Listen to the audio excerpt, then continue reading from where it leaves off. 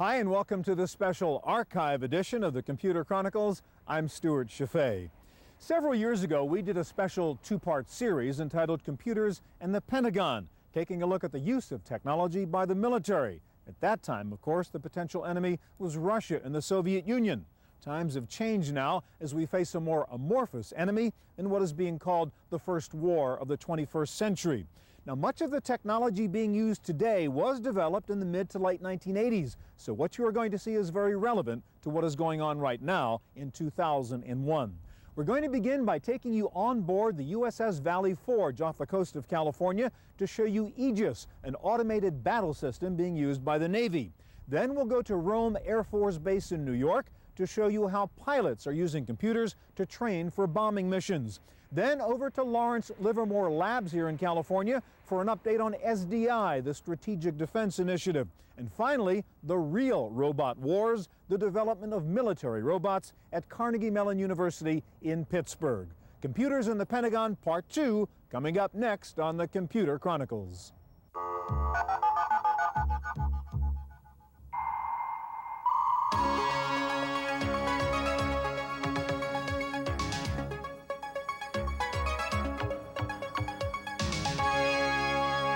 Computer Chronicles is made possible in part by PC to PC, the online computer migration service from PC First, moving files, applications, and preferences from your old computer to your new one.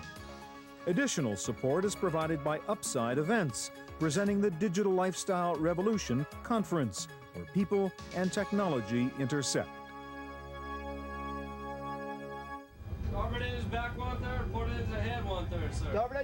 The traditional symbols of life on a battleship are found even on the Navy's newest vessels: lines, flags, the semaphore, and the bridge, where the captain issues commands in preparation for departure. But once out on the open sea, the symbols have changed from analog to digital. The USS Valley Forge is the most advanced cruiser in the American fleet, the latest in a series of ships equipped for computer-aided electronic warfare. Deep inside its decks is the control center for a combat system called Aegis, named after the protective shield of Zeus.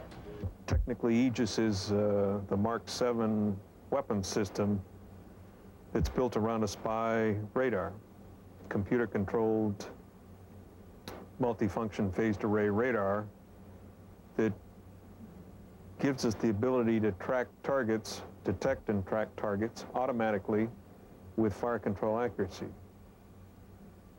When you combine that with a command and decision system, a computer-based system that processes information, allows you to correlate targets and keep track of the detections that the spy radar makes, and weapon control system, also computer-based, that allows you to schedule targets and create missile engagements on those targets, then you come up with an Aegis weapon system.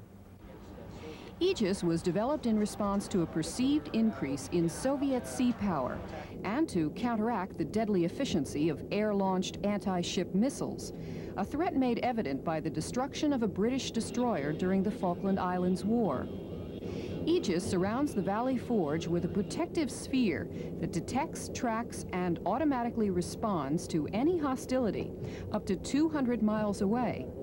At the heart of the system is the computer-controlled Spy-1 radar, which projects beams in all directions virtually at once. Sifting through and organizing the sensor data are 3 computer systems, one for the radar, one for the weapon system, and one for the command and control.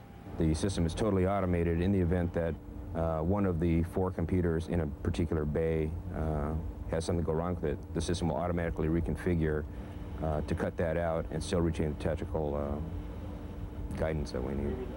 The way we're using the computers essentially is what's radical from other ships. For doctrine control, which is essentially an if-then statement. If a certain airplane or ship has a parameter, then it is either classified this or engaged as such. We are up.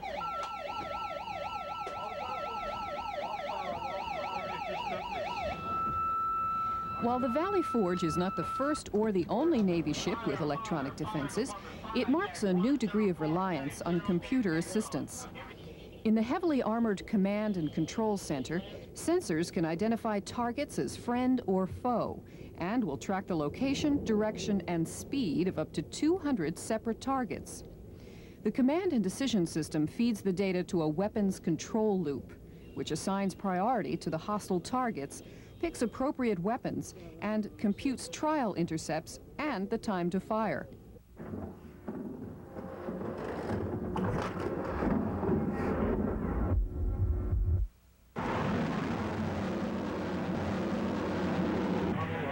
Once threats have been identified and weapons assigned, the ship's commander is faced with a major decision. Aegis can operate in manual, semi-automatic, and automatic configurations. In the special automatic mode, the system will automatically fire at targets determined to be hostile until manually overridden.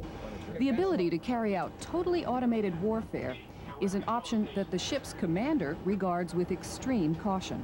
We can, in fact, operate CIC with very few people. We typically don't, because we tend to put a man in the loop rather than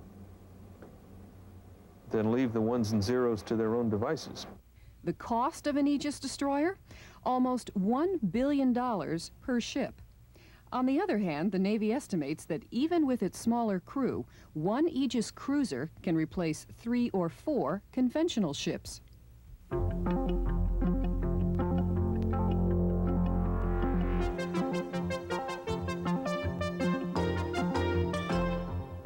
At the beginning of the program, Gary and I were playing a war game on a computer. Well, they use computers for war games here too, but believe me, it's not for play. This is Griffiss Air Force Base in upstate New York, home of the Rome Air Development Center. The Air Force is doing research here on the use of computers to make those life and death decisions involved in real battle management. The Air Force is developing several computer systems to improve its mission planning, battle management, and command and control functions. The two key areas that are being researched here are sophisticated networks or distributed processing and artificial intelligence or expert systems. This, for example, is called the Advanced Sensory Exploitation System. It analyzes input from different kinds of sensors, electronic, visual, and radar, to provide the commander with the best possible information on the status of the enemy. This computer system analyzes the enemy's position and makes recommendations as to flight paths that will allow for maximum effectiveness of the attack with minimum losses to the pilots. The main problem these computers are trying to tackle is one of information overload for the commanders. The hardware we've developed, the sensors we developed, provide the military with an awful lot of information that they can't deal with in terms of how fast they can deal with it.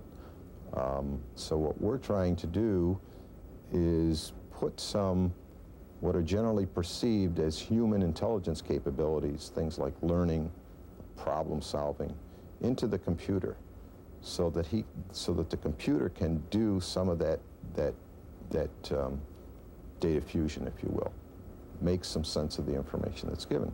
One of the keys to an effective computer system is a network of distributed processing. A network approach is particularly important in the military, where the system may have to operate in a hostile environment. One of the main things we want for a command and control system is to be able to survive and to be able to continue to operate in the presence of hostility where you may be losing parts of the system.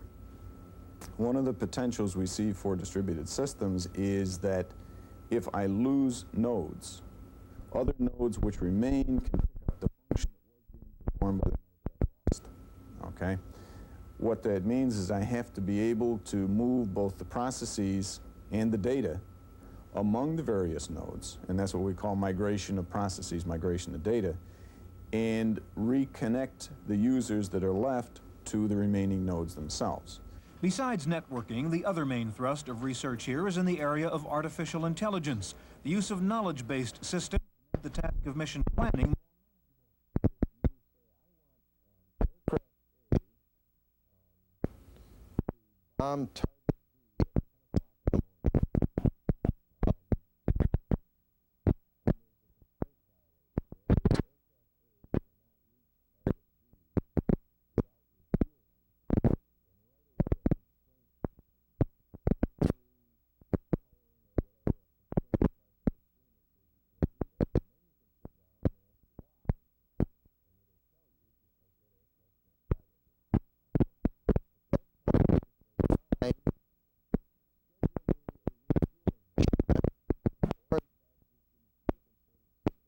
Okay, tell me what I can hit that target with then. Rather than you going through the database and say, okay, let's see, maybe one of those aircraft is at a nearer field. You can say to the system, you schedule this for me then. You tell me what I can hit that target with, all right? And the system knows what the range of the aircraft is, what aircraft are at a particular base, what kind of armaments do you need to knock that target out, and do the armaments and the aircraft match? That's exactly what this system does. The commander can review potential targets, have the computer match them up against resources, and check to see which targets are still unmatched. They're the ones in yellow. The commander can also support his decision-making with a laser disc-based mapping system, which provides detailed aerial views of potential target areas from maps all the way down to photos. The computer system can also be used to play war games and try out various strategies in advance. Here, the commander is creating a scenario, putting in an infantry unit, an engineering unit, and so on at a particular location of conflict. But as sophisticated as these computer systems may be, the designers say they're still just decision aids, not decision makers. I think the important distinction is that the human is still making the decision, and that's the key. We try to provide him with as much data as we can and try to provide the assurances that the data is current and accurate, but we are not trying to build systems to take the ultimate decision-making power away from the human being. The humans may still be important, but the computers have changed the ways of warfare. The Air Force experts here say that if the Nazis had had this kind of computer power in World War II, they would not have been fooled on the location of the Normandy invasion. And had we had computers in 1941, the attack on Pearl Harbor might never have happened.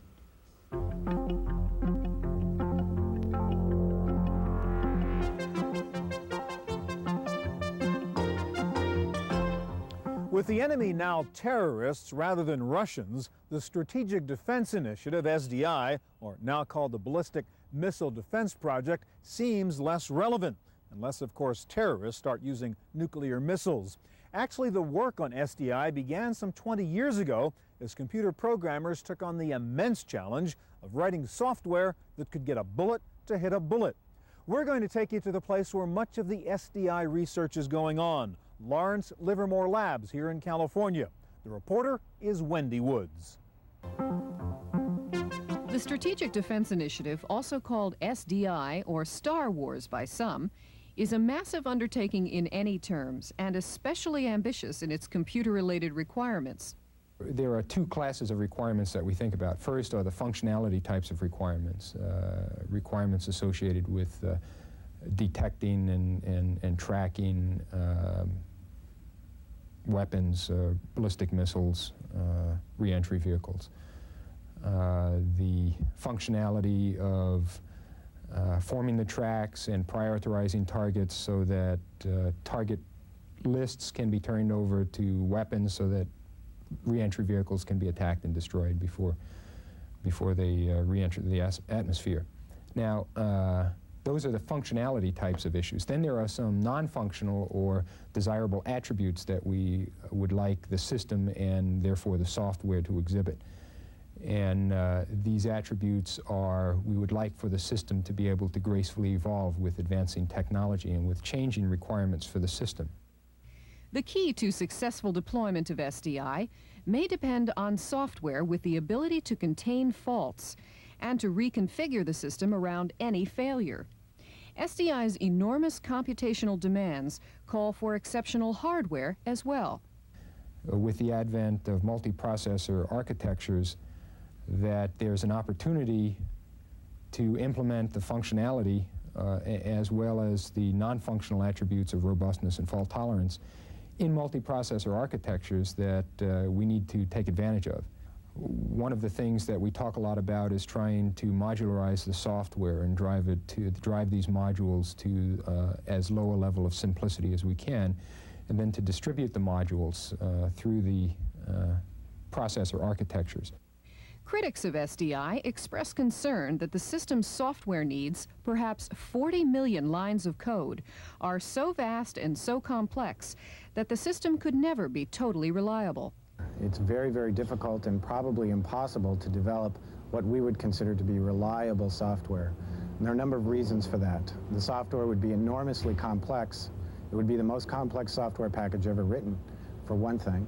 And second of all, it can't be tested under realistic conditions. In order to test it, you'd have to have a nuclear war. SDI's distributed computer system would direct a variety of new weapons, controlled from largely autonomous space platforms. One of our key programs at the laboratory now is a ground-based free electron laser. Here you would use the large power inherent in an electron accelerator to produce visible light, and this light would be then reflected up into space, perhaps to a receiving station at a geosynchronous altitude, then back down over the area of, for instance, the missile launch to other mirrors. Researchers describe the need for space-based hardware and software to be resilient and robust, not only to resist countermeasures like decoys, but to survive in outer space. It will require, for the first time, to put a lot of computer processing power hardware in space. There are issues related to that. We've never put big software systems in space either. And the taxing nature of space on not only the processor but also on volatile memories provides us some questions. Both decoys and anti-satellite weapons represent possible Soviet responses to a defense. One warhead may be accompanied with hundreds or more light decoys, which would look to inexpensive sensor systems pretty much like the real thing. There may be 40,000 warheads. That times 100 gives 4 million objects. Processing 4 million objects in typically 1,000 seconds is a very stressing kind of requirement.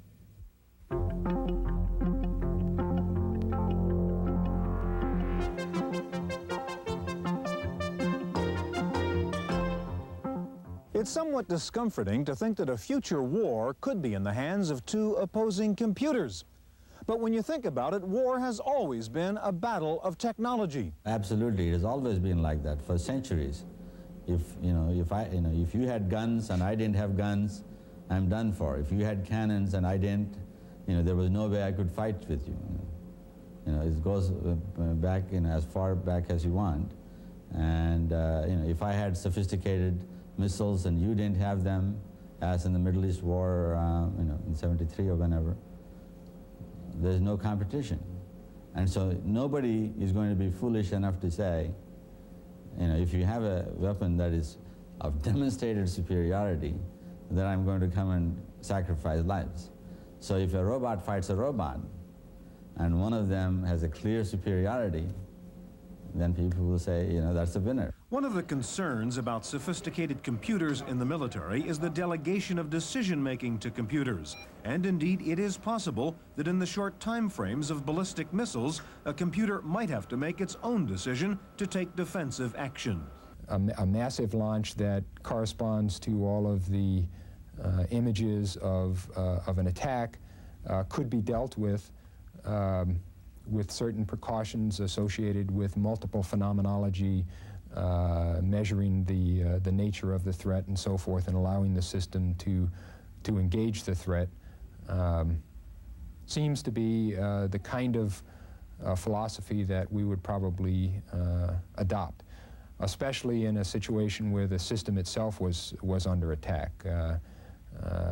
If a direct ascent ASAT was launched against the system, it would be likely that the system would be allowed to protect itself. While it is scary to think about the use of computer technology for war, Professor Reddy thinks computers may in fact prevent wars, in the same way that many argue nuclear weapons have prevented major wars.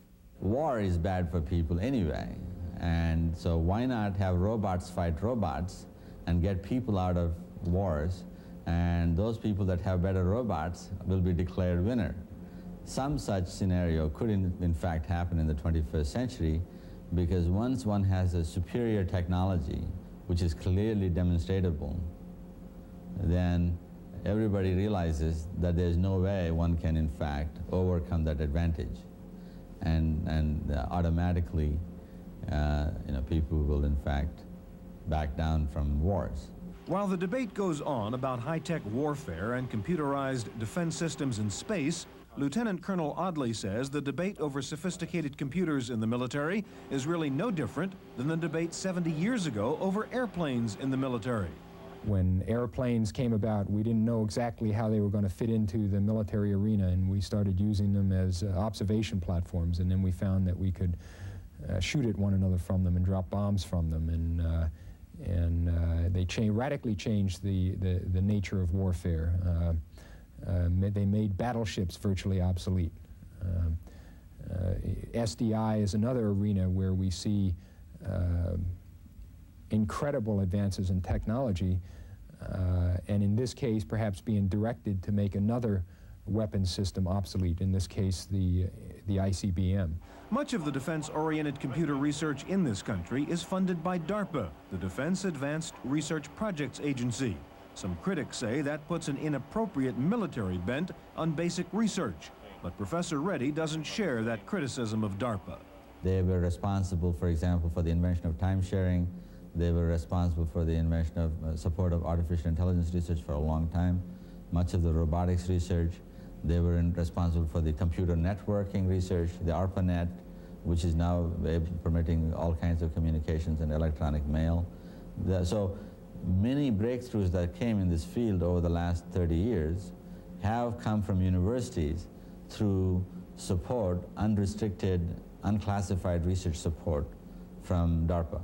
There are indeed many civilian spin-offs of technologies developed for the military. For example, the research going on here at Carnegie Mellon University may lead to robot tanks, but it may also lead to safer cars.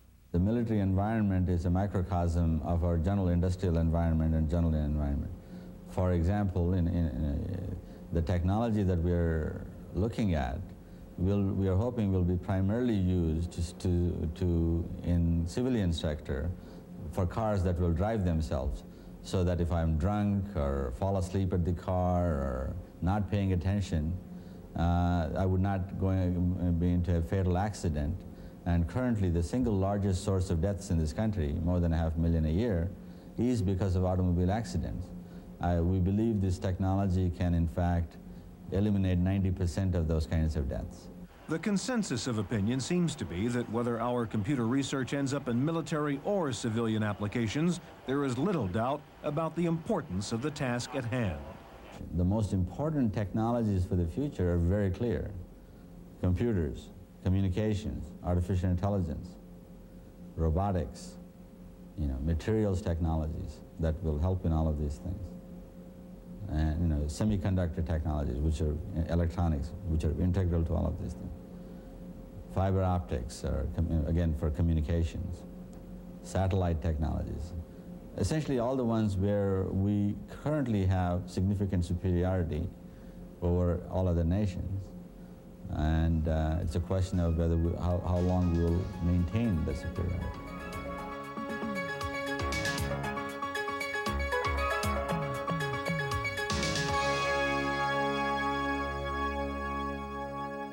That's it for our special two-part series on computers and the Pentagon. If you have any questions about anything you saw in the series, please check out our website at computerchronicles.org. Thanks so much for joining us, and I hope we'll see you here again next week on the Computer Chronicles. Computer Chronicles is made possible in part by PC to PC, the online computer migration service from PC First, moving files, applications, and preferences from your old computer to your new one. Additional support is provided by Upside Events, presenting the Digital Lifestyle Revolution Conference, where people and technology intersect. To purchase a videotape copy of today's program, call toll-free 1-888-310-7850. Please specify the show number and the topic.